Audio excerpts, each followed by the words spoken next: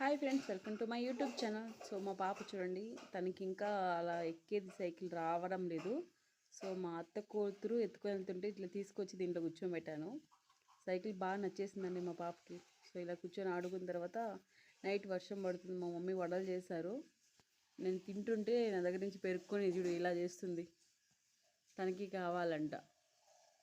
So నేను వద్దని తీసి పెట్టేశాను అందులో. ఆ కోపంతో ఇంకా గిన్నెని కొడుతుందండి.